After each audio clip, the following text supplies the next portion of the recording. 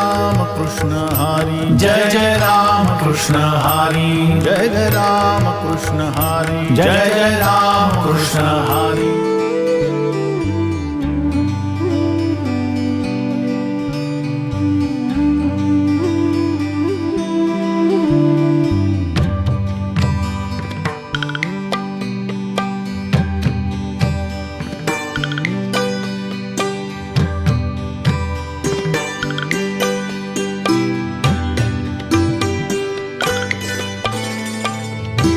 सद्गुरुशी या मुलाखतीसाठी आज या ठिकाणी हबप आदरणीय चैतन्य महाराज देगलूरकर आलेले आहेत आणि त्यांच्याशी आपण संवाद साधणार आहोत। स्वातंत्र्यवीर सावरकर मित्रमंडळ संभाजीनगर चे अध्यक्ष भाऊ सुरडकर यांच्या प्रेरणेने ही मुलाखत आपण घेत आहोत। चैतन्याचा आगरू, आनंदाचा कल्पतरू, चिंतनाचा महामेरू, प्रतिभेचा सागरू असं जे व्यक्तिमत्व आहे ते म्हणजे चैतन्य महाराज देगलूरकर। ज्ञान आणि माहिती, तत्व आणि ज्ञान, अध्यात्म आणि विज्ञान, परंपरा आणि नवता याचं चिंतन करणारं चालतं बोलतं विद्यापीठ म्हणजे चैतन्य माऊली। ज्ञानाचं तेज, हृदयात भक्ती आणि शांतीचा मळा फुलवणारं हे अमोघ व्यक्तिमत्व। यांच्याशी संवाद साधण्याची आज मला जी संधी मिळालेली आहे, माझ्यासाठी हा भाग्याचा क्षण आहे। हिमालयाची ज्ञानाची उंची आणि ज्ञानसागराचं अथांगपण आपल्या जवळ असूनही अतिशय नम्रपणे, विनम्रपणे निरूपण करणारे चैतन्य महाराज देगलूरकर। ज्ञानेश्वरीचा गाढा अभ्यास आणि भागवत आणि रामायण याच्यावर ज्यांचं प्रभुत्व आहे असे चैतन्य महाराज, आपलं मी स्वागत करते आणि नमस्कार। पहिला प्रश्न किंवा पहिला संवाद मी तुमच्याशी साधते। मराठवाडा ही संतांची भूमी आहे। संतांच्या पावन स्पर्शानं पुनीत झालेली ही भूमी ही गौरवाची बाब आहे।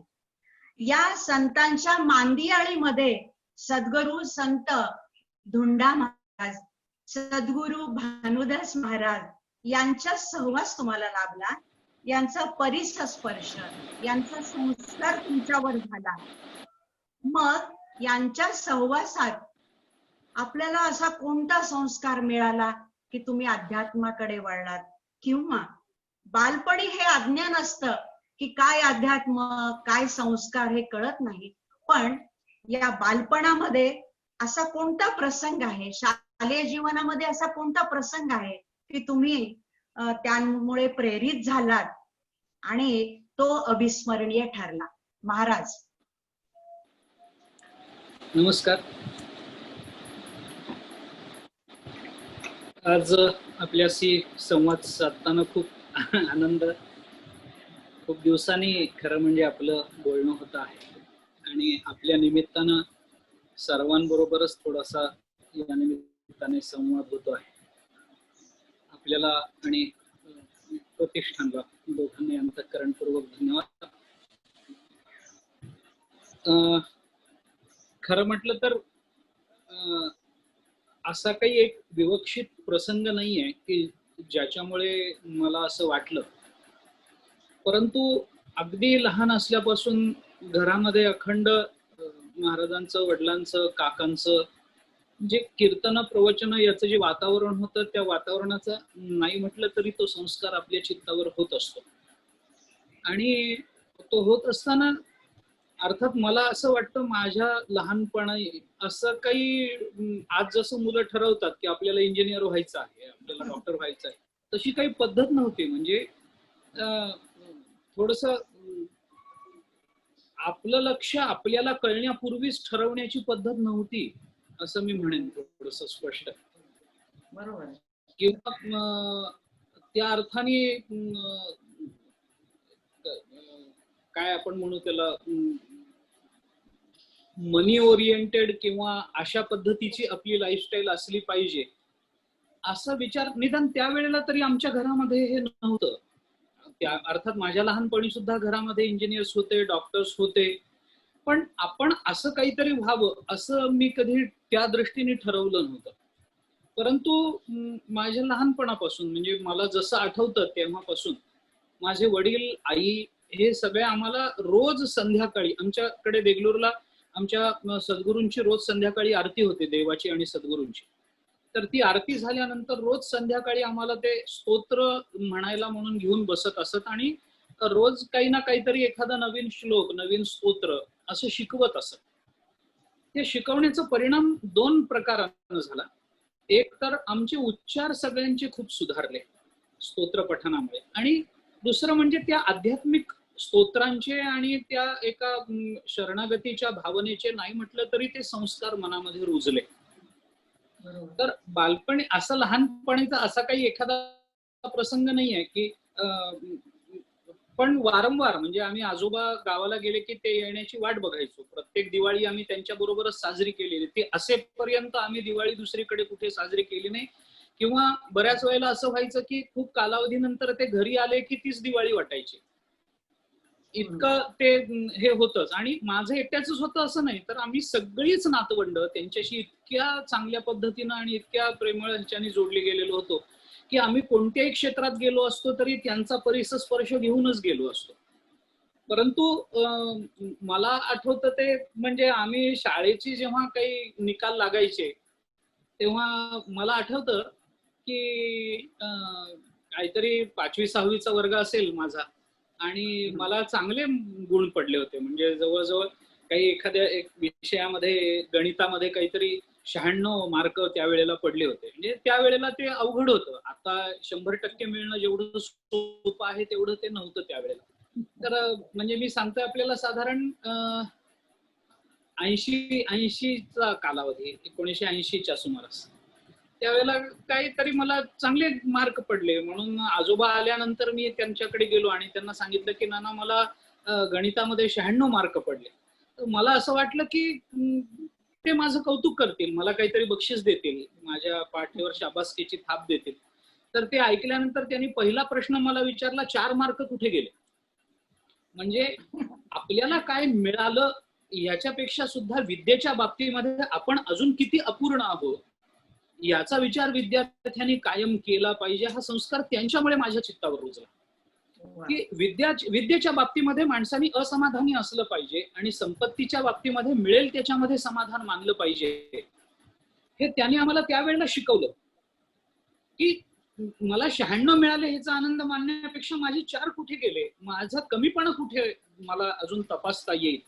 आणि शक्यतो आपल्या जीवनाचा प्रवास हा पूर्णतेकडे असला पाहिजे, परिपूर्णतेकडे असला पाहिजे. अर्थात मी हे आज या शब्दामध्ये मांडतो आहे, त्यावेळेला मला या पद्धतीनं किंवा हे जीवनाचं तत्व म्हणून ते माहिती नव्हतं. परंतु हे मात्र नक्की होतं की हा संस्कार माझ्या चित्तावर झाला. आणि मग त्याच्यानंतर जेव्हा 98 साली माझे वडील आजारी पडले, त्यांना पॅरालिसिसचा त्रास झाला आणि त्यांचं बोलणं बंद झालं, त्यावेळेला सोलापूरला ICU मध्ये असताना ते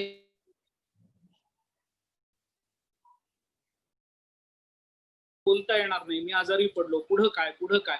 परंतु त्यांनी मला कधी असं म्हटलं नाही की तू हे चालू ठेवलं पाहिजेस किंवा या क्षेत्रामध्ये तू आलं पाहिजेस, कीर्तन प्रवचन तू आपल्या परंपरेची म्हणून चालू ठेवली पाहिजे, असा आग्रह त्यांनी मला कधी केला नाही.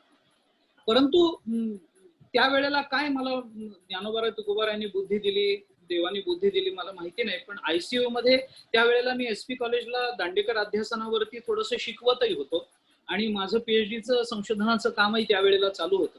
पण त्यावेळेला मी त्यांच्या जवळ बसून मग मी ठरवलं की नाही, आता आपल्याला हे करणं आहे आणि ह्याच्याकरता बाकीचे निर्बंध सगळे टाळता आले पाहिजेत. याच्याकरता मी सगळ्या पाशातून मोकळा झालो. मी माझं संशोधन सुद्धा बाजूला ठेवलं. माझं त्यावेळेला त्यांच्या आजारपणामध्ये मी जो या सगळ्या ह्याच्यातून मुक्त झालो आणि ठरवलं की आपण आता इकडं समर्पित व्हायचं आणि त्यांच्या साक्षीनं आणि त्यांच्या अनुज्ञेनं असं दोन्ही मी या क्षेत्रामध्ये आलो. छान. एक हृदयद्रावक प्रसंगही या निमित्ताने ऐकायला मिळाला. आणि तुम्ही या अध्यात्माकडे कसे वळालात याचंही उत्तर आता मिळालेलं आहे. पण संस्कार हे चिरंजीव असतात याची मात्र खात्री पटते. कौटुंबिक वातावरण खरं तर आध्यात्मिक, पण तरी पण तुम्ही महाविद्यालयासाठी पुण्याला गेले, पंढरपूर सारखं ठिकाण सोडून, आणि त्या ठिकाणी तुम्ही फिलॉसॉफी, तत्वज्ञानाचं मला वाटतं मास्टरी, पदवीधर परीक्षा म्हणजे पदवीधर झालात. या निमित्ताने मानसशास्त्राचा पण आपण अभ्यास केलेला आहे. मग पंढरपूरचं वातावरण आणि पुण्यातलं शैक्षणिक वातावरण आणि तुमच्या घरातलं वातावरण एकदम आध्यात्मिक, संस्कारक्षम, मग ह्याचा कुठेतरी कॉलेज जीवनामध्ये अडथळा आला का? आणि त्याला जोडून मी सांगेल की मानसशास्त्र, तत्वज्ञान आणि अध्यात्म या तिघांची सांगड घालताना कशी घातलेली आहे तुम्ही? खरं तर या तिन्हीमध्ये माइंडचाच प्रश्न आहे, मनाचाच प्रश्न आहे, तरी पण तुमच्याकडनं अपेक्षा. आधी पहिलं बोलतो पहिल्या ह्याचा की मी पुण्याला गेलो, ते मला खूप, मी जसा 11वी 12वी झालो तेव्हापासून माझ्या हे डोक्यात होतं की आपल्याला पुण्याला शिकायला जायचंय. त्याची 2 कारण होते. आणि पुण्याला शिकायला जायचंय म्हणजे पुण्यात कुठेही जायचंय असं माझ्या डोक्यात कधीही नव्हतं. माझ्या डोक्यात हे होतं की पुण्याला आपल्याला SP कॉलेजमध्येच शिकायला जायचं आहे. असं मी 11वी 12वी पासूनच माझ्या डोक्यामध्ये ते होतं. का होतं तर याची 2 कारणं होती. पहिलं कारण असं की त्या कॉलेजबद्दल, ते कॉलेज त्याच्या प्राचार्य पदाची धुरा काही काळ वैकुंठवासी प्रातस्मरणीय दांडेकर मामांनी सांभाळली होती. मामा हे त्या SP कॉलेजचे प्राचार्य होते, दांडेकर मामा.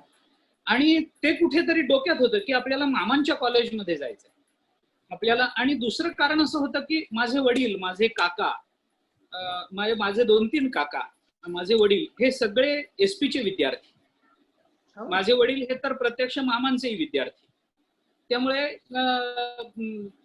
असं होतं की वडील जिथे शिकले तिथे, आणि त्यावेळेला खरोखर पुणे हे खरंच विद्येचं माहेरघर आजही असेल. म्हणजे माझा इतका संपर्क आता फार राहिला नाहीये शैक्षणिक क्षेत्राशी, पण तरी त्यावेळेला ते खूपच हे होतं. आणि नंतर गेल्यानंतर मला असं लक्षात आलं की आपण जो विचार केला होता SPत यायचं आणि तत्वज्ञानामध्ये आपल्याला काही काम करायचंय, तर हा निर्णय आपला चुकला नाही हे मला SP कॉलेजला गेल्यावर कळलं. कारण त्यावेळेला कावळे, प्राध्यापक कावळे सर शिकवायला HOD होते, गोळे मॅडम होत्या, त्यानंतर कारेकर सर, भागवत मॅडम, ही सगळी जी मंडळी होती, यांचं बोलणं ऐकल्यानंतर, त्यांचा अभ्यास बघितल्यानंतर, शिकवण्याची त्यांची तळमळ बघितल्यानंतर, किंवा सोपं करून सांगण्याची पद्धत कावळे सरांची बघितल्यानंतर असं वाटलं की अरे आपला निर्णय चुकला नाही, आपण योग्य ठिकाणी आलो आहोत आणि आपल्याला आता इथे काही शिकायचं आहे.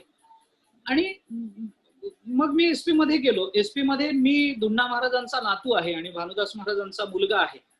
हे जेव्हा तत्वज्ञान विभागातल्या लोकांना कळलं तेव्हा त्यांनाही स्वाभाविक आनंद झाला असेल, नाही असं नाही. परंतु माझ्या घरचं अध्यात्म आणि महाविद्यालय, अर्थात त्यावेळेला मी वाङ्मय मंडळामध्ये होतो, मी कला मंडळामध्ये होतो, मी वाद सभेमध्ये होतो, मी या सगळ्या मंडळांमध्ये मी कार्यरत होतो, पण कधी मला माझं अध्यात्म आडवं आलं नाही. प्रसंगी कधीतरी मी कॉलेजमध्ये मला आठवतं एखाद्या वेळेला धोतर नेसूनही जायचो त्या काळात. मला असं कोणी बोललं नाही की हे काय तू हे केलंस काय, असं काय. माझ्या गळ्यामध्ये तुळशीची माळ होती, ती मला कधी आडवी आली नाही. माझी एकादशी मला कधी आडवी आली नाही. उलट मी जिथे जायचो तिथल्या बाई ज्या होत्या मला जेवण करून देणाऱ्या, त्या तर मुद्दाम एकादशीला त्यांच्या कॅलेंडरवर गोल करून ठेवायच्या माझ्याकरता म्हणून. आणि मग मला मुद्दाम एकादशीच्या दिवशी इतके सांभाळणारे लोक भेटले. आणि मुख्य म्हणजे पुण्याला गेल्यानंतर विमजोगांचं घर, ही पूर्ण जोग फॅमिली, हा एक इतका मोठा आधार होता, इतका मोठा आधार होता की काहीही झालं तरी ते घर आपलं आहे, हा फार मोठा आधार होता. म्हणजे संपूर्ण जोग फॅमिली, म्हणजे दादासाहेब जोग, अण्णासाहेब जोग, घरातल्या सगळ्या, आम्ही त्यांना वहिनी म्हणायचो, त्या काकू म्हणायचो, त्या सगळ्या, म्हणजे कारण एकतर आजोबांशी आजोबा तिथे उतरायचे संबंध होता, त्यामुळे ती काही अडचण मला कधी आली नाही माझ्या आध्यात्मिक पार्श्वभूमीची. त्यानंतर विद्यापीठामध्येही ती अडचण आली नाही, कारण तिथं मी विद्यापीठात गेल्यानंतर माझे गाईड होते प्राध्यापक डॉक्टर आदरणीय तळघट्टी. तळघट्टी सर तिथं होते, शंभरा तळघट्टी सर होते. ते मुळात पंढरपूरचे. माझ्या घराशी त्यांचा माझ्या अगदी जवळचा ऋणानुबंध घरातले असल्यासारखे, त्यामुळे तिथेही मला कोणती अडचण आली नाही. आणि त्यांनी आणि मला खूप चांगल्या अर्थाने हे शिकवलं, त्यामुळे ती एक अडचण आली नाही. मांडेबाईंकडे शिकत होतो, तिथं मला माझ्या आध्यात्मिक भूमिकांची कधी अडचण आली नाही, पार्श्वभूमीची माझ्या आध्यात्मिक पार्श्वभूमीची अडचण आली नाही. त्यानंतर मग जे शिक्षण माझं झालं त्याच्यामध्ये फिलॉसॉफी, मानसशास्त्र या सगळ्याचा विचार करताना मग हे लक्षात यायला लागलं, काय होतं पूर्वी मानसशास्त्र ही फॅकल्टी आत्ता तत्वज्ञानापासून वेगळी झाली. म्हणजे मानसशास्त्राचा इतिहास, मानसशास्त्र म्हणून जर आपण स्वतंत्र विषय बघितला तर तो इतिहास फार जुना नाहीये. 100-125 वर्षाचा इतिहास आहे या शास्त्राला. त्याच्या पूर्वी मानसशास्त्र हे तत्वज्ञानामध्येच गृहीत धरलं जात होतं. मानसशास्त्र आणि तत्वज्ञान हे दोन विषय वेगळे नव्हते. त्यामुळे आजही तुम्ही पाहिलं असेल तर पातंजल योगसूत्राला भारतीय मानसशास्त्र म्हणतात. पातंजल योगसूत्र हे भारतीय मानसशास्त्र म्हणून ओळखलं जातं. म्हणजे योग चित्तवृत्ती निरोध हा आणि त्या चित्तवृत्तीचा निरोध करायला सांगच मानसशास्त्र आहे. यांची सांगड घालायची मला कधी गरज पडली नाही. उलट मानसशास्त्राच्या अभ्यासाचा मला माझ्या तत्वज्ञानाच्या अभ्यासाकरता फार उपयोग झाला आणि आजही तो होतो. जेव्हा मी योगशास्त्र अभ्यासतो त्यावेळेला तत्वज्ञानामध्ये योगशास्त्राचा काय नेमकी भूमिका आहे योगशास्त्राची हे मला जे समजतं ते मानसशास्त्र मला नेहमीच अनुकूल राहिलं. आणि आजही मला लक्षात येतं की ज्ञानेश्वरीवर प्रवचन करताना किंवा गाथ्याच्या संबंधानं चिंतन करताना, कीर्तन करताना जेव्हा मी समाजामध्ये जातो आणि संतांचं मनोगत अल्पांशानं का होईना पण समाजासमोर माझ्या मर्यादित बुद्धीनं मांडण्याचा मी जे प्रयत्न करतो त्याच्यामध्ये एक ज्याला आपण मास सायकोलॉजी म्हणतो, समाज मानसशास्त्र, समाज मनाचा विचार हा फार बारकाईनं करावा लागतो प्रबोधनकारांना. कारण आपण ज्या समाजामध्ये जातो तो समाज मला रोज नवीन असतो. माझ्यासमोर एक चातुर्मासाचे कालावधी सोडला तर रोज नवीन समाज आहे माझ्यासमोर.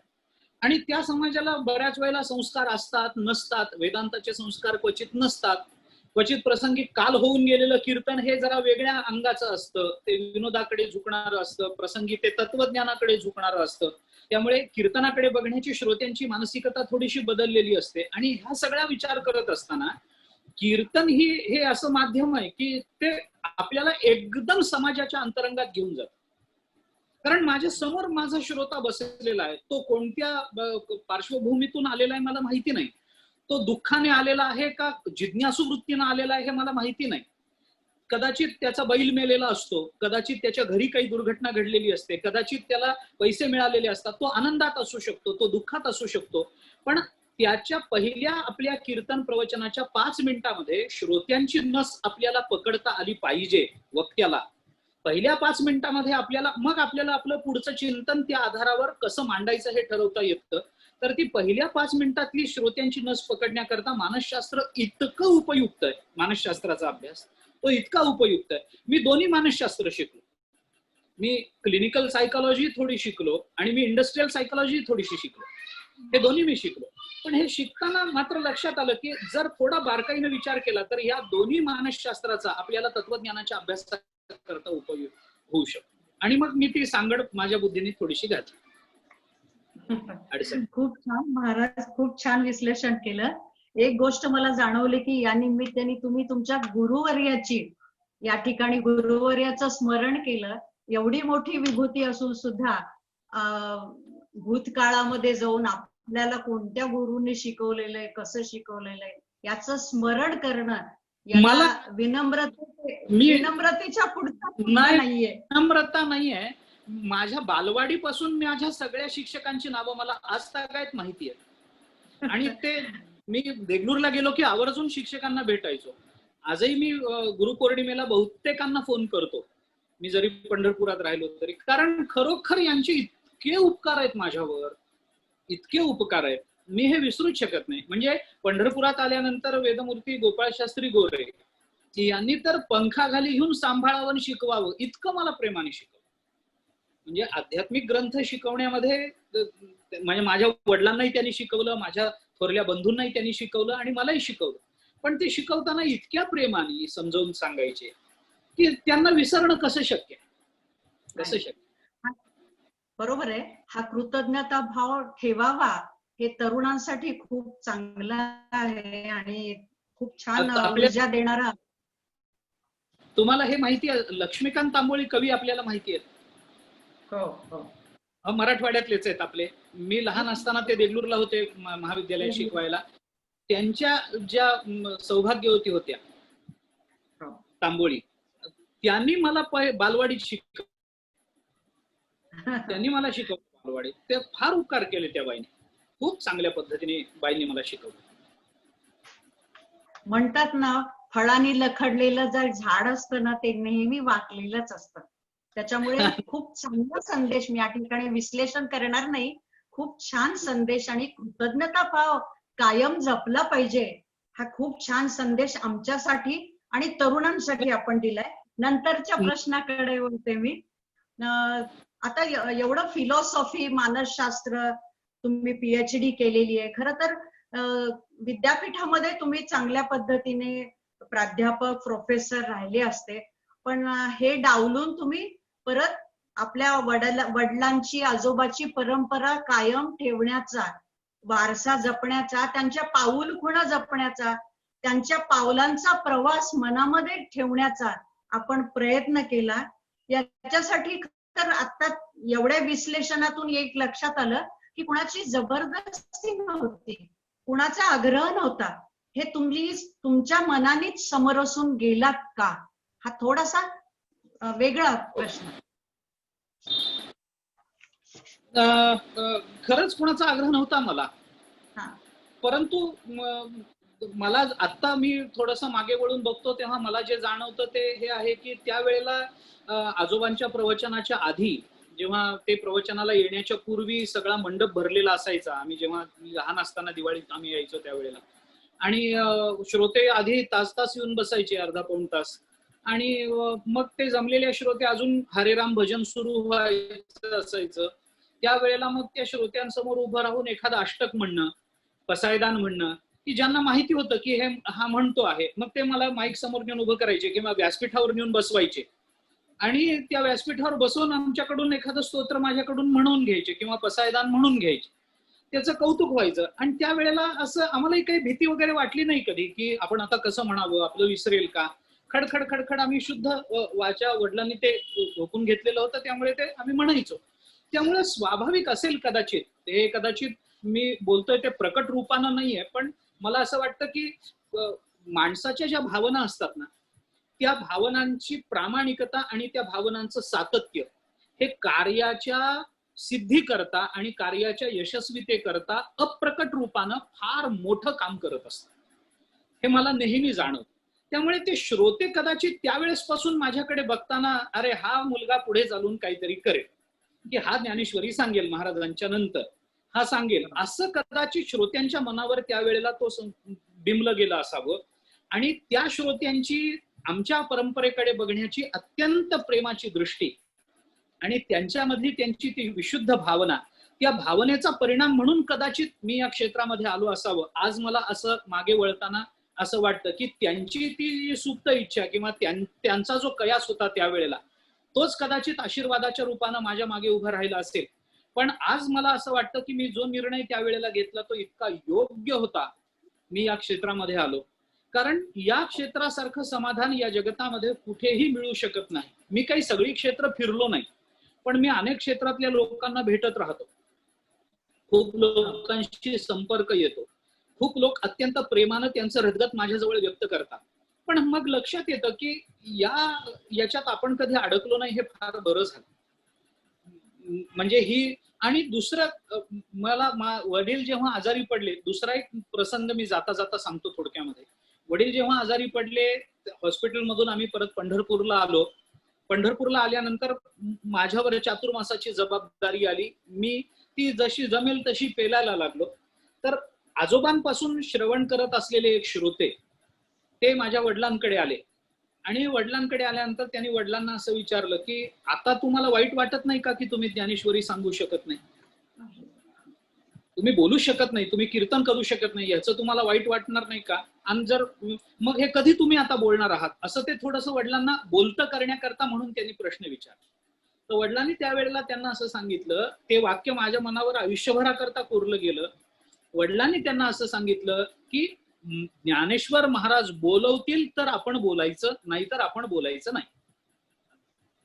ज्ञानेश्वर महाराज बोलवतील तर मी बोलीन, जर त्यांच्या मनात असेल की मी बोलू नये तर मी बोलणार नाही, मी बोलू शकतच नाही. आणि ते ऐकल्यानंतर मला असं वाटायला लागलं की आपलं इकडं येणं म्हणजे एखादी परंपरा जर खरंच ती संत परंपरा असेल आणि ती खरंच जर संतांना आणि परमात्म्याला चालू ठेवायची असेल तर परमात्मा त्याचं योग्य नियोजन करत असतो. संत योग्य वेळेला योग्य बुद्धी देतात आणि त्या बुद्धीच्या आणि त्या निर्णयाच्या आधारावर आपण चालत असतो.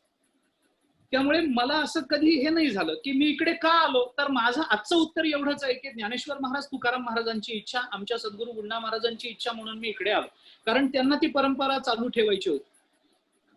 हे पुढे किती चालू राहील हे मी नाही ठरवू शकणार, पण मागून चालत आलंय, ती चालत आलेली ती परंपरा, ती जबाबदारी माझ्यावर आहे. मी काहीही वाक्य बोलत असताना त्या परंपरेला धक्का लागणार नाही याची दक्षता मला घेतली पाहिजे. या जबाबदारीची जाणीव या परंपरेने मला करून दिली. पण हे पुढे किती चालू राहणार हा निर्णय माझा नाहीये, हा परंपरेचा निर्णय आहे. ते चालवतील तोपर्यंत हे चालेल. सद्गुणांचे माहेरघर म्हणजे संत. संत हेच भूमीवर चालते बोलते परमेश्वर.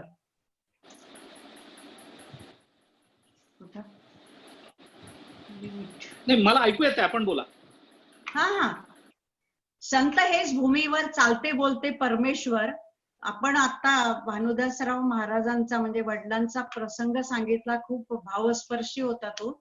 आणि एका परंपरा जपण्यासाठी आणि संस्कार जपण्यासाठी आपण इकडे वळला आहात, कुणाचा आग्रह नव्हता आणि तुम्ही स्वेच्छेनी आणि संतांनी बोलवलं म्हणून आला आहात. हे उत्तर खूप माझ्या हृदयात कोरलं गेलेलं आहे. आपण खूप ज्ञानेश्वरीवर आपलं प्रभुत्व आहे. मला एकच त्याच्याबद्दल विचारायचं. आपण ज्ञानेश्वरीबद्दल बोललात, कर्माचे डोळे ज्ञानते निर्दोष होवावे, याचा थोडा अर्थ स्पष्ट करावा आणि कर्मयोगाबद्दलची थोडासा विचार मांडावा. ज्ञानेश्वरी, गीता आणि भारतीय तत्वज्ञानाचं विश्लेषण करणारे, अद्वैताच्या अंगानं विश्लेषण करणारे ग्रंथ हे कर्म आणि ज्ञान यांचा समन्वय सांगतात.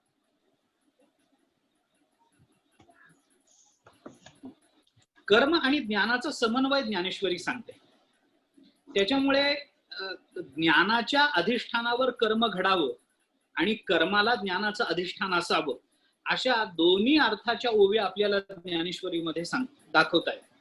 कर्माचे डोळे ज्ञान ते निर्दोष होवा, हे बरोबरच आहे. कर्माला ज्ञानाचे डोळे असले पाहिजे. डोळे हा जो शब्द आहे दृष्टी, दर्शन या अर्थाने, आणि दर्शन या शब्दाचा अर्थ तत्वज्ञान, दर्शन या शब्दाचा अर्थ विचार.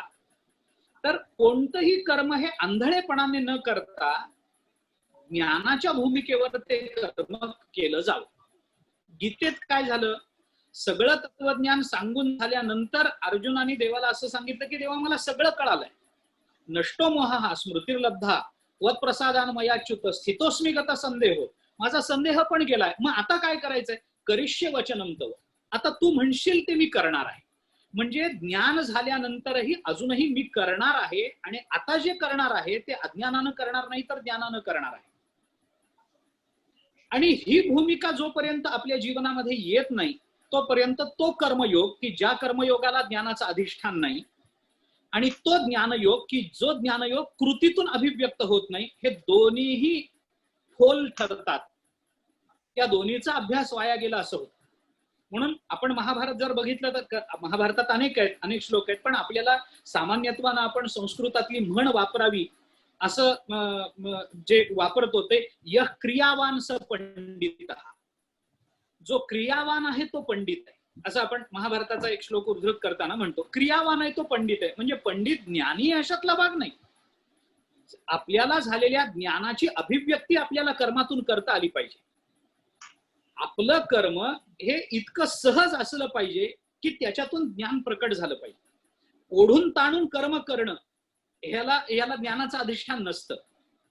म्हणजे मी अनेक वेळेला हे सूत्र सांगतो की हेतू पुरस्सर केलं गेलेलं कर्म किंवा ओढून ताणून केलं गेलेलं कर्म ते चांगलं आहे, कर्म चांगलं आहे, दान चांगलं आहे, अभ्यास चांगला आहे, पण ओढून ताणून करावा लागला अभ्यास किंवा दानासारखा एखादा धर्म पाळावा लागला तर ते जास्तीत जास्त साधकाचं लक्षण.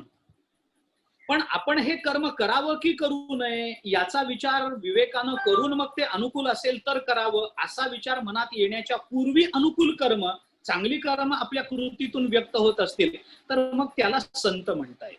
तो साधक नाही होत. साधकाला तशी कर्म करावी लागतात, संतांकडून ती कर्म होतात, असा त्याच्यातला फरक आहे. त्यामुळे कर्मयोगाची अपेक्षा निश्चित आहे, नुसत्या ज्ञानयोगाची अपेक्षा नाही. तर कर्म, ज्ञान आणि भक्ती या तिन्हीचा समन्वय जर जीवनात असेल तरच ते जीवन समाधानी राहतं, तरच ते जीवन परिपक्व आणि परिपूर्ण होतं, अन्यथा होणार नाही. छान. मी याच्यासाठी हा प्रश्न विचारला. माझ्या महाविद्यालयाचं म्हणजे महाराष्ट्र उदयगिरी महाविद्यालय जे प्राचार्य डॉक्टर नायर डोळेंचं कॉलेज, हो, त्या कॉलेजला कर्माचे डोळे ज्ञानते निर्दोष होवावे म्हणजे तेव्हापासून माझ्या मनात होतं की डोळेंना समाजवादी म्हणतात पण त्यांनी हा ज्ञानेश्वरीतला कर्मयोगाचा सिद्धांत मात्र त्या ब्रीद वाक्यामध्ये ठेवलेला होता. मलाही त्यांची आज आठवण आली. कदाचित त्यांचं आडनाव पण त्या वचनात आलेलं आहे ना, म्हणून कदाचित त्यांनी ते अजून जास्त हायलाइट केलंही असेल. कर्माचे डोळे ज्ञान. हा. नंतरचा प्रश्न आहे सावरकरांचा.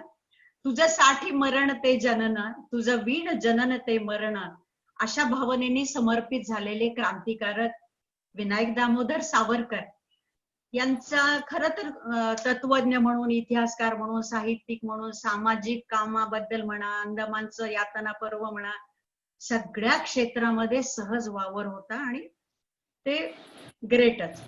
पण त्यातल्या त्यात त्यांचा कोणता पैलू आपल्याला भावतो आणि एखादी त्यांची कविता किंवा ग्रंथ असा सांगता येईल का की हाच मला आवडलेला आहे असं? खरं तर हे चौकटीतला प्रश्न विचारायला नाही पाहिजे, पण तरी नाही सांगतो. अनेक ग्रंथ आहेत त्यांचे, परंतु मला जेवढे सावरकर मी वाचले त्याच्याही पेक्षा जास्त सावरकर मला वानांकडून कळले. म्हणजे आता हा विषय आला म्हणून मी बोलतो. परवाच त्यांचं निधन झालं आणि वानांचं जाणं हे आमच्या सगळ्यांकरताच इतकं दुःखकारक आहे, इतकं दुःखकारक आहे. आपण त्याच दिवशी खरं म्हणजे आजचा संवाद करणार होतो, परंतु त्यांच्या जाण्यामुळे मीही आपल्याला बोलण्याच्या फारशा मनस्थितीमध्ये नव्हतो. आणि खरोखर पंढरपूर क्षेत्र किंवा एकूणातच सावरकर प्रेमी मंडळींचं सुद्धा अतोनात नुकसान त्यांच्या जाण्याने झालेलं आहे. मला सावरकर जे कळले आणि सावरकरांबद्दल तशा अर्थाने जी आत्मीयता, एका अर्थाने ज्या महाविद्यालयीन विचार त्या ह्याच्यामध्ये निर्माण होते, वैचारिक प्रक्रियांमध्ये ती निर्माण झाली, त्याला कारण वाहन आहे. वाहनांच्या वक्तृत्वानं आणि त्यांच्या ह्याच्याने मी बऱ्यापैकी सावरकरांचं वाङ्मय वाचलं. त्याच्या पूर्वी माझ्या कानावर जे सावरकर पडले ते म्हणजे स्वामी वरदानंद भारतींच्या व्याख्यानात. म्हणजे पूर्वाश्रमीचे पूज्य अनंतरावजी आठवले आणि नंतर स्वामी वरदानंद भारती जे वाहनांचे आध्यात्मिक गुरुच होते, त्यांच्या मुखातून मी पण वाहनांकडून मला ते विशेषत्वाने कळालं की कारण बऱ्याच वेळेला बोलण्यामध्ये वाहना कमला काव्याचे अशी हे म्हणून दाखवायचे, कडवीच्या कडवी अशी मुखपाठ, त्यांना कमला काव्य पूर्ण पाठ होत आणि ते असे म्हणून दाखवायचे आणि त्याच्या मागचा सगळा विचार भारावून गेल्याशिवाय सारखे बोलायचे. आणि मग मी असं ठरवलं की आपण सावरकर वाचूया, म्हणून मी वाचायला घेतलं. त्यांचे अनेक ग्रंथ मला आवडले. काव्य तर सगळंच चिंतन करण्यासारखं आणि भारावून जाण्यासारखं काव्य आहे, त्याच्याबद्दल वादच नाही. मला त्यांचा जो विशेषत्वानं पैलू आवडतो तो म्हणजे अर्थातच त्यांची देशभक्ती. नुसती देशभक्ती नाही तर त्या देशभक्ती बरोबर त्यांच्या हिंदुत्वाची जी प्रखरता त्यांच्या देशभक्तीतून प्रकट व्हायची, ते जास्त मला जास्त भावतं. बाकी त्यांची अनेक काव्य आहेत की ती काव्य आता शिवाजी महाराजांची केलेली आरती, ती आरती वाचून मनुष्य असा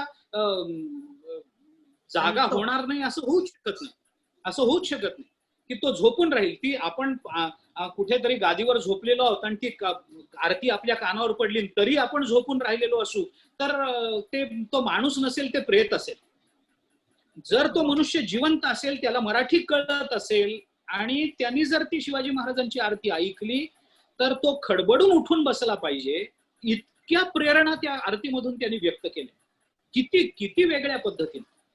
कमला काव्याचं तसंच आहे. एखाद्या कमला काव्याचं एखादं कडवं कोणताही संवेदनशील मनुष्य एक कडवं वाचू शकत नाही. तो एकदा वाचायला लागला की इतका वाचत जातो की त्याला कळत नाही आपण किती वाचून पुढे आलो. मी कमला काव्य मला नेहमी समर्थांच्या मनाच्या श्लोकांसारखं वाटत आलं की वाचायला लागलं की ते पूर्ण करूनच आपण आता शांत बसावं असं वाटतं. समर्थांचे मनाचे श्लोक ते तशीच आहेत. एकदा वाचायला लागलं की इतकं त्याच्यातून हे होत जातं, त्याची रचना, त्याच्या मागचा विचार हे जसं आहे तसं कमला काव्याच्या बाबतीमध्ये. आणि मग कधी कधी बुद्धी स्थिमित होऊन जाते की अरे तुरुंगवासामध्ये भिंतीवरती काव्य लिहायचं आणि बाहेर आल्यानंतर त्या स्मरणशक्तीनं ते सगळं जसंच्या तसं प्रकट करायचं, केवढं विलक्षण आहे हे दैवी सामर्थ्य म्हणता येईल आपल्याला. अर्थात एका बाजूने हे जसं सावरकरांचं मला आवडतं, त्यांची राष्ट्रभक्ती, त्यांचं हिंदुत्वाबद्दलचा विचार, त्याची प्रखरता हे जशी मला आवडते, तसं एका बाजूने मी थोडा त्यांच्या बाबतीत अजून वेगळा विचार करता आला असता का या बाबतीत जो मी विचार करतो तो म्हणजे प्रखर विज्ञान निष्ठा जी आहे की ज्या विज्ञान निष्ठेमध्ये कुठेही भावनेला स्थान नाहीये, आध्यात्मिक भावनेला कुठेही स्थान नाहीये. तर मला कधी कधी असं वाटतं की सावरकरांनी जर ज्ञानेश्वरीची पारायण केली असती आणि तुकाराम महाराजांच्या गाथेची किंवा दासबोधाची खूप पारायण केली असती तर कदाचित त्यांची ही भूमिका बदलली असती काय, असा विचार मी कधी कधी आज करतो की कुठे म्हणजे आध्यात्मिक क्रियांच्या बाबतीमध्ये माणसानी जसं आपण आता म्हणालात की ज्ञानोबरांची ओवी सांगितली की कर्माचे डोळे ज्ञान ते निर्दोष होवा नक्की असले पाहिजेत, पण कुठंतरी ज्ञान आणि कर्माच्या समन्वयाला कुठेतरी भावनेची जोड असते आणि ती असली पाहिजे. त्यामुळे मग कुठंतरी जेव्हा मी त्यांचं गायींबद्दलचं विधान वाचतो तेव्हा मी विषण्ण होतो.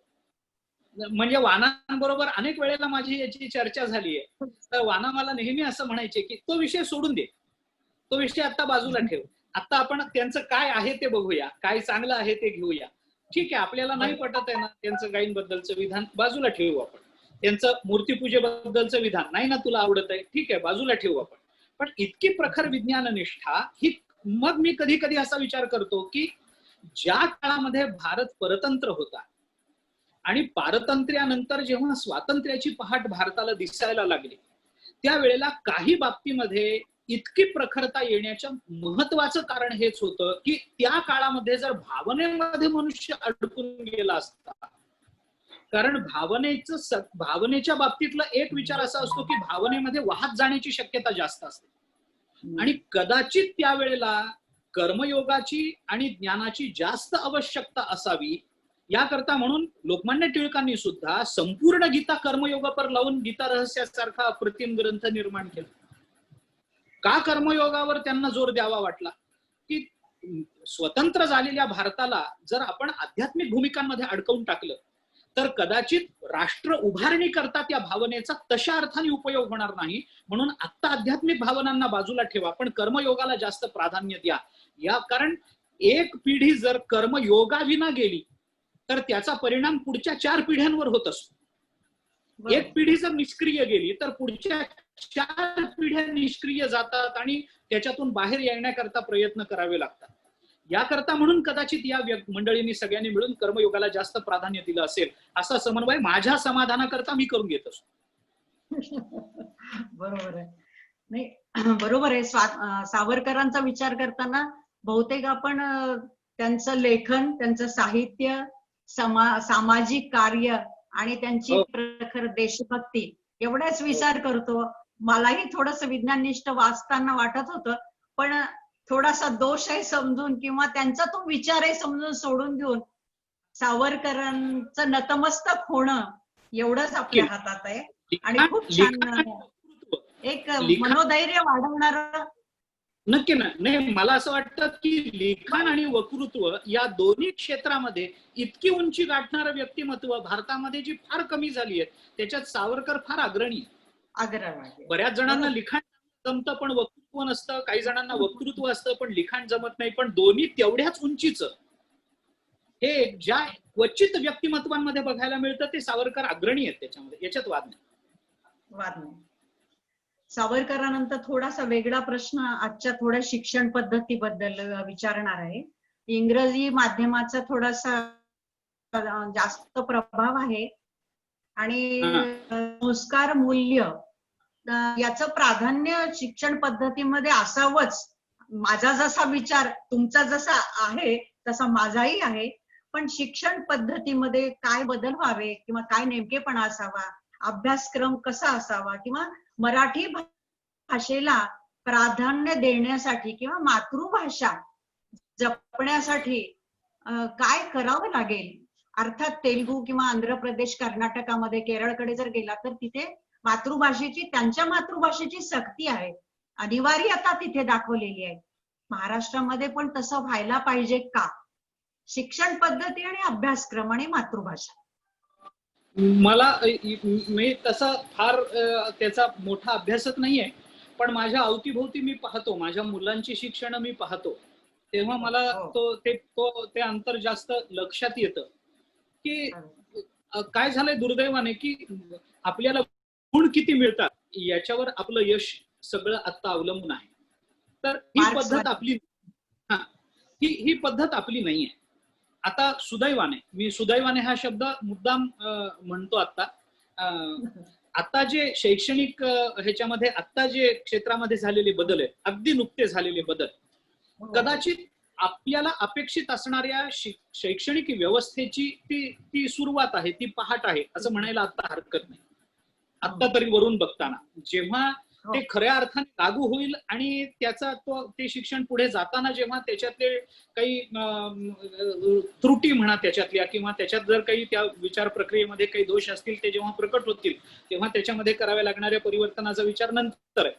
परंतु आता मी जे शिक्षण घेतलं माझ्या बालपणामध्ये ते शिक्षण त्या काळातलं होतं, पण आमच्या आई वडिलांनी आम्हाला तुम्ही वर्गात पहिलं आलंच पाहिजे, तुम्हाला इतके गुण मिळालेच पाहिजेत असा कधी आग्रह केलेला आम्हाला दिसला नाही.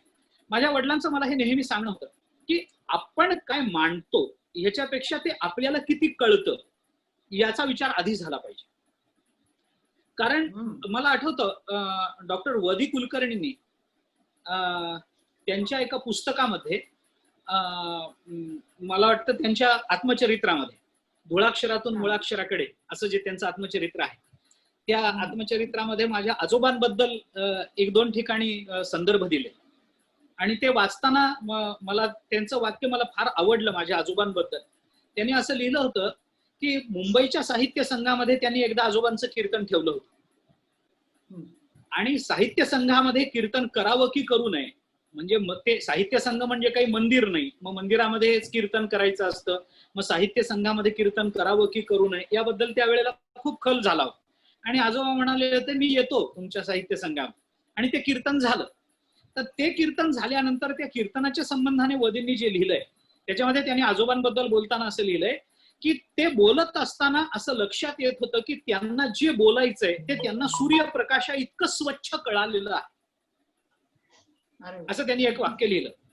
तर मला आजच्या शिक्षण व्यवस्थेबद्दल नेमकं हेच म्हणायचंय की आम्ही परीक्षेत काय मांडतो आहोत याच्यापेक्षा ते आम्हाला सूर्यप्रकाशा इतकं स्वच्छ कळालेलं आहे का नाही. म्हणजे होतं काय, मी आज कीर्तन करताना सुद्धा याचा अनुभव घेतो. म्हणजे तुम्हाला कदाचित आश्चर्य वाटेल, विषयांतर वाटेल, पण विषयांतर नाही करत आहे मी कीर्तन करताना अनेक कीर्तनकार माझं कीर्तन ऐकत असतात. माझंच म्हणून नाही, अनेकांचं कीर्तन ऐकतात. पण आज दुर्दैवानं काय झालंय की एखादा कीर्तनकार एखादं कीर्तन जेव्हा ऐकतो तेव्हा त्या अभंगाचा विचार कीर्तनकारांनी कसा केलाय हे समजून घेण्यापेक्षा या कीर्तनातलं आपल्याला आपल्या कीर्तनात काय मांडता येतं याच्याकरता तो कीर्तन आहे. तर ही पद्धत चुकीची आहे. कीर्तनकारांनी अभंगाचा विचार कसा केला, त्याला प्रामाण्याची जोड कशी दिली, त्याच्यामध्ये मुद्दे काय आलेत, कोणत्या मुद्द्याचा विस्तार जास्त केला गेलाय, अभंगाची मध्यवर्ती कल्पना काय आहे. आम्ही शाळेमध्ये शिकताना आज तरी मी जेव्हा एखाद्या शिक्षकाचं शिकवणं पाहतो तेव्हा एखादा पाठ शिकवताना, एखादा धडा शिकवताना त्या धड्याची मध्यवर्ती कल्पना काय आहे ही सांगितलीच जात नाही. आणि मध्यवर्ती कल्पना जर विद्यार्थ्याला कळाली नाही तर त्या कल्पनेच्या भोवती निर्माण केलेला शाब्दिक आणि वैचारिक असा जो सगळा किओस असतो, जे वातावरण असतं, त्या वातावरणामध्ये तो अडकणारच नाही. आणि प्रसंगी त्याला तशा पद्धतीचं वाङ्मय आपण निर्माण केलं पाहिजे अशा प्रेरणाच जाग्या होणार नाही. नवीन वाङ्मय निर्मिती, सकस वाङ्मय निर्मिती होणार कशी? याच्याकरता हे शिक्षण पद्धतीमध्ये त्याला परीक्षार्थी करण्यापेक्षा त्याला विद्यार्थी करण्याकरता शिक्षकांनी प्रयत्न करावेत. आणि त्याच्याकरता म्हणून त्या आता आपण मराठी भाषेबद्दल बोलताना मराठी भाषा कंपल्सरी असलीच पाहिजे, याच्याबद्दल वादच नाही. पण ती करताना सुद्धा त्याच्यामध्ये मराठी भाषेचं जे ऐश्वर्य आहे, मी ऐश्वर्य असा शब्द वापरतो, ते संत वाङ्मयापासून ते आता निर्माण होणाऱ्या वाङ्मयापर्यंत ते कोणत्या विचार प्रवाहातून आलेला आहे हा प्रश्न मला महत्वाचा वाटत नाही. परंतु ज्या ज्या प्रामाणिक भावनेतून वाङ्मय निर्मिती झालेली आहे त्या वाङ्मयाचा स्पर्श निदान विद्यार्थ्यांना या काळामध्ये झाला पाहिजे. त्याच्यामध्ये संत वाङ्मय असलंच पाहिजे, जनाबाईचे 4 अभंग असलेच पाहिजे, ज्ञानेश्वर महाराजांच्या 2-4 ओव्या असल्याच पाहिजेत, तुकोबाराय चोखोबारायांचे 2 अभंग असलेच पाहिजेत. प्रत्येक वर्गाला नव्यानं असलं पाहिजे. काही तात्विक असतील, काही अयोग्य आणि अप्रिय अशा रूढींवर टीका करणारे अभंग असतील, कदाचित काही अभंग भक्तीपर असतील, काही कर्मपर असतील. तर अशा पद्धतीच्या त्या वाङ्मयाची निवड करून त्याचा समावेश जर आपल्याला करता आला तर ते फार चांगलं राहील आणि त्याच्याने खरोखर मानवी जीवन हे सकस आणि संपन्न होऊन जाईल, बरोबर असं मला वाटतं. मातृभाषेची तर सक्ती असलीच पाहिजे, इतर भाषाही आल्या पाहिजे. पण अभ्यासक्रमाबद्दल खूप छान विचार तुम्ही मांडला की अभ्यासक्रमामध्ये संत वाङ्मय आलं पाहिजे, इंग्रजी आलीच पाहिजे, याच्याबद्दल वादच नाही. कारण ती जागतिक भाषा आहे, वादच संस्कृती भाषा. म्हणजे मला पुन्हा आता वानांची आठवण झाली, मला वानांची पुन्हा आठवण. संस्कृत आलंच पाहिजे, मराठी शुद्ध आलीच पाहिजे असा त्यांचा आग्रह होता. पण वाना शिक्षक होते ते इंग्रजीचे होते. आयुष्यभर त्यांनी शाळेत इंग्रजी शिकवलं, पण त्यांनी आग्रह धरला तो संस्कृत आणि मराठी आली पाहिजे. आपल्या व्यवहाराकरता इंग्रजी आलं पाहिजे, याच्यात वाद. मानवी जीवन सकस होण्यासाठी मराठी भाषेची आवश्यकता आहे. वानांची आजही मला आता तुमच्यासारखीच आठवण झाली की प्रगाढ संस्कृतवर प्रभुत्व, मराठीचा आग्रह, इंग्रजीचे शिक्षक आणि सावरकर प्रेमी असं म्हणून एक चांगलं व्यक्तिमत्व आपल्यातून गेलं, याची खंत आपण व्यक्त केलेलीच आहे. नंतरचा माझा प्रश्न आहे, संत ज्ञानेश्वरांनी 730 वर्षापूर्वी आत्मनिर्भर भारताची संकल्पना मांडलेली आहे. 1-2-3 ओव्या मला सापडल्या म्हणून मी तुमच्या पुढे ठेवते. ती ओवी अशी आहे, आगा स्वधर्म हा आपुला, जरी का कठीणू जाहला, तरी हाची अनुष्ठिला मला देखे. असं आहे. तर मला लक्षात आलं की आत्मनिर्भर भारताची संकल्पना आज आहे, पण 730 वर्षापूर्वी ज्ञानेश्वरांनी मांडावी. हे थोडं मला अचंबित, अमेझिंग ज्याला म्हणतो तसं वाटलं. म्हणजे त्याचं उत्तर तुम्हीच द्याल.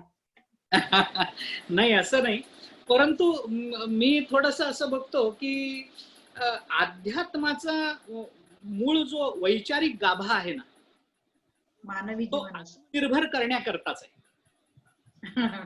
म्हणजे मी अध्यात्म का करतो, तर मी मुक्त व्हावं म्हणून. हे जर आपण असं उत्तर दिलं तर कदाचित ते फार धार्मिक वाटेल, ते फार आध्यात्मिक वाटेल. पण मुक्त होणं म्हणजे काय आहे शेवटी?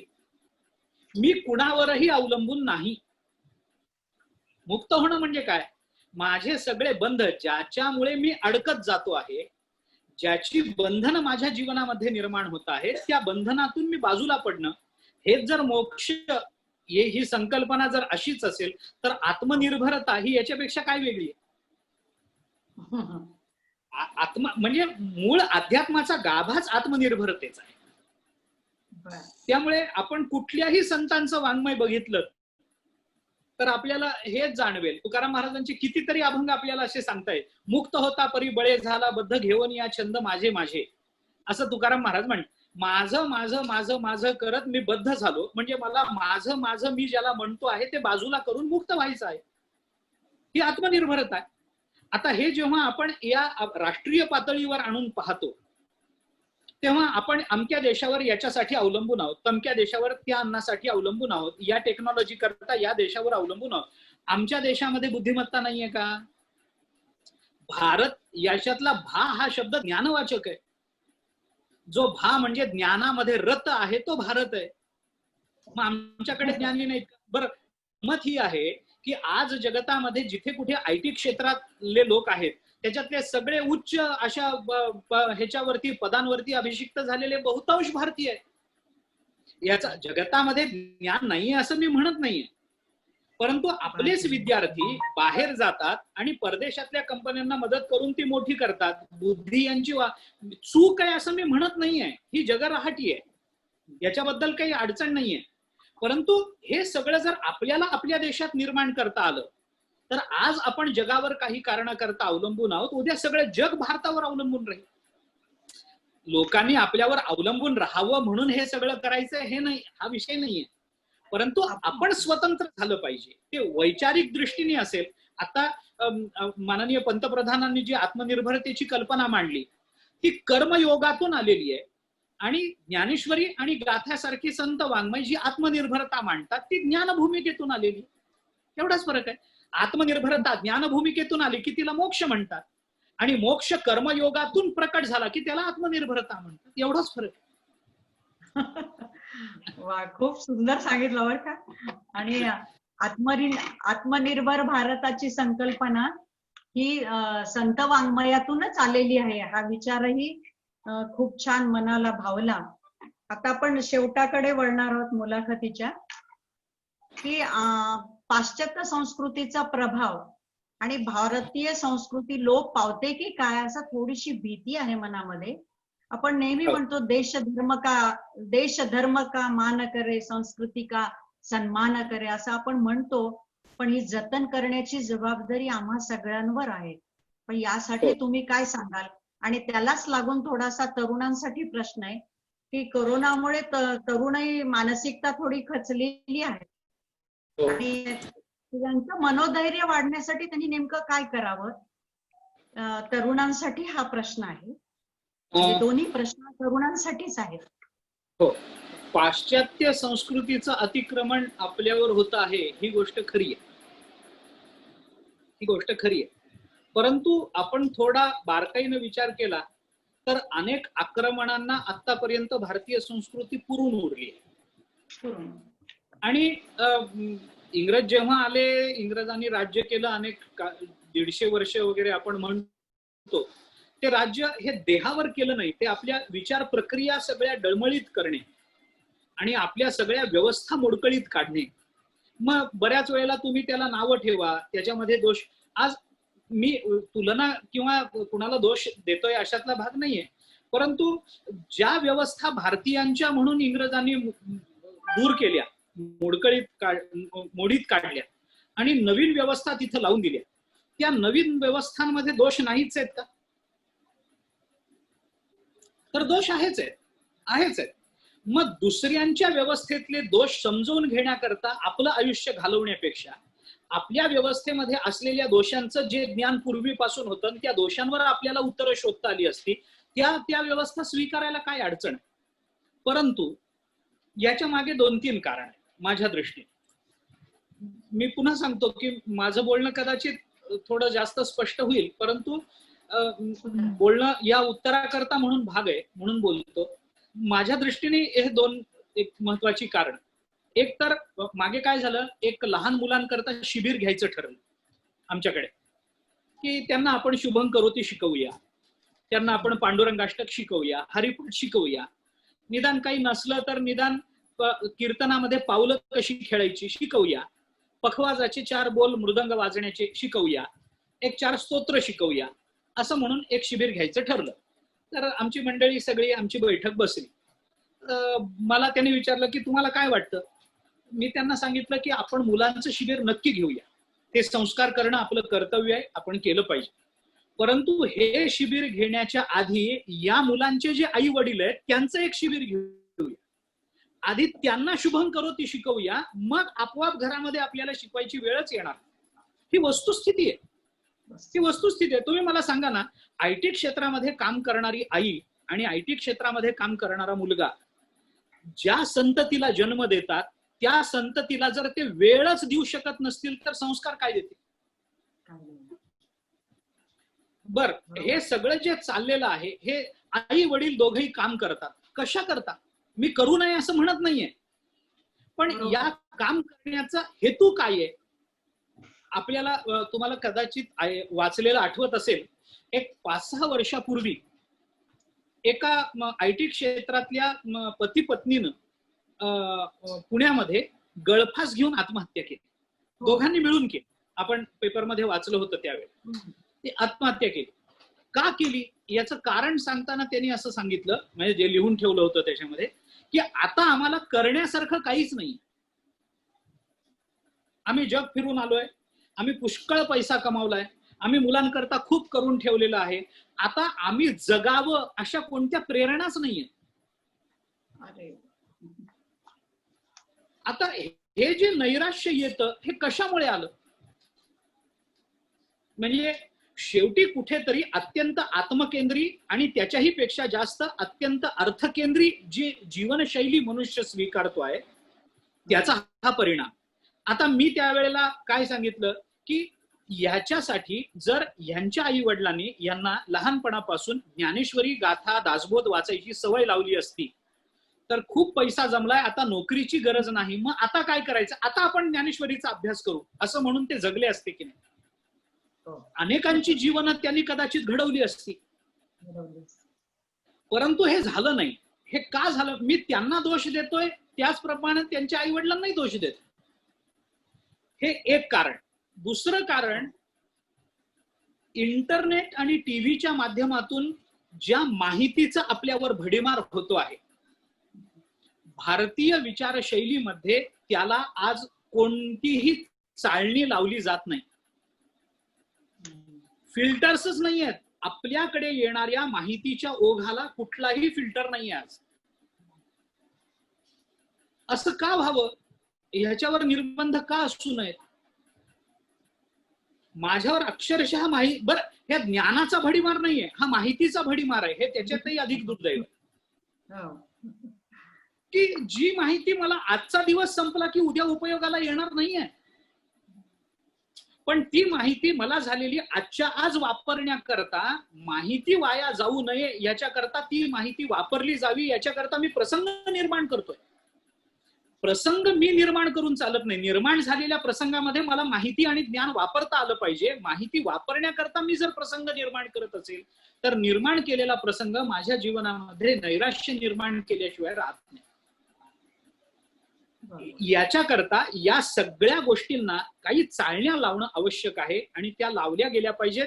अर्थात त्या शासकीय स्तरावरून, संस्काराच्या स्तरावरून आणि कुठेतरी आपण आता बोललो त्या पद्धतीनं आत्मनिर्भरतेच्या बारकाईच्या विचारातून या चाळण्या आपण तरी आपल्याला लावून घेतल्या पाहिजेत. संस्काराच्या रूपानं आईवडिलांनी तरी लावल्या पाहिजेत आणि तेही जर होत नसेल तर नाईलाजानं सरकारने तरी नियम करून त्या चाळण्या लावल्या पाहिजेत. हे आहे. त्यामुळं आज तरी असं वाटतं की पाश्चात्य संस्कृतीचं अनुकरण वाढलंय आणि ते अंधानुकरण आहे, नुसतं अनुकरण नाहीये.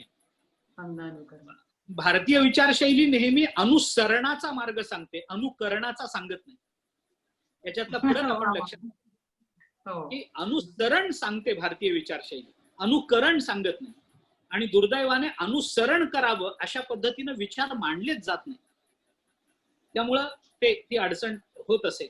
त्यामुळे तरुणांना मी आता एवढं सांगेन की ठीक आहे, आपल्याला वर्क फ्रॉम होम आहेच आहे, आपल्याला घरीच बसावं लागलेलं आहे, तर या निमित्ताने का होईना पण अंतर्मुख होऊन या सगळ्याचा विचार करायची ही एक संधी आपल्याला मिळालेली आहे असं आपण समजून या निमित्तानं तरी आता आपलं जीवन आपल्याला काही वेगळ्या अंगानं घडवता येईल का?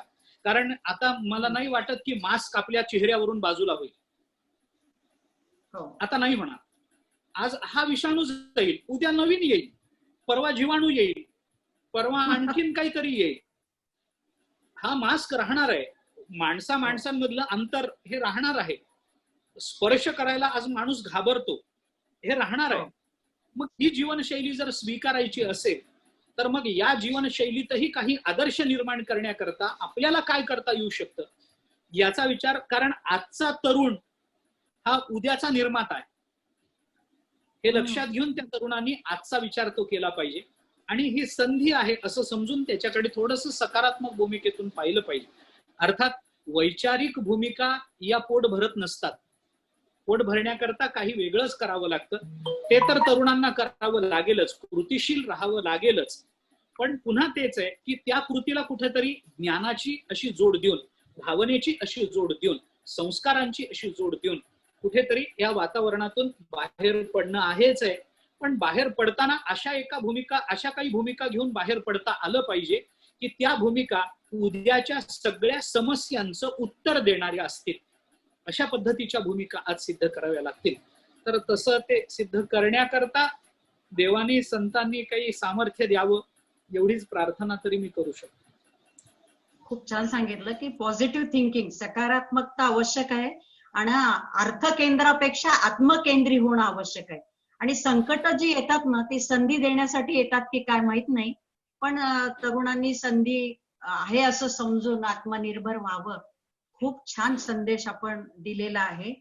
आणि शेवटी एवढंच म्हणेन की आपण या संवाद सद्गुरूंशी या मुलाखतीमध्ये येऊन खूप छान एक भावनिक स्पर्श असणारी मुलाखत दिली आणि प्रत्येक प्रश्न अतिशय विचारपूर्वक, अर्थात ज्ञानी माणसाचंच काम आहे त्याच्यामुळे खूप असं रसिकांना मंत्रमुग्ध करणारी ही मुलाखत होईल यात शंका नाहीये. एवढंच तुमच्यासाठी म्हणेल मी की दिव्यत्वाची जेथ प्रचिती तेथे कर माझे जुळती, तेथे कर माझे जुळती. तुम्ही इथे आलात आणि तुमचे स्वातंत्र्यवीर सावरकर मित्र मंडळ संभाजीनगर कडून आणि माझ्याकडून मी मनपूर्वक आपल्यासाठी कृतज्ञता भाव व्यक्त करते. आणि यासाठी तांत्रिक सहाय्य अनिल सुरडकर आणि प्रमोद सरकटे यांनी मनापासून काम केलं, त्यांचेही मी या ठिकाणी आभार मानते आणि थांबते. धन्यवाद. मी सुद्धा आभार मानतो, सुरडकर सरांचेही मानतो, सावरकर मित्र मंडळाचेही मानतो आणि ज्यांनी आपल्याला तांत्रिक मदत केली त्यांना खूप खूप धन्यवाद अंतःकरणपूर्वक. आणि तुम्हाला तर विशेषत्वानं धन्यवाद कारण आपले ऋणानुबंध वेगळे आहेत. हो, प्रश्नच नाही. त्यामुळे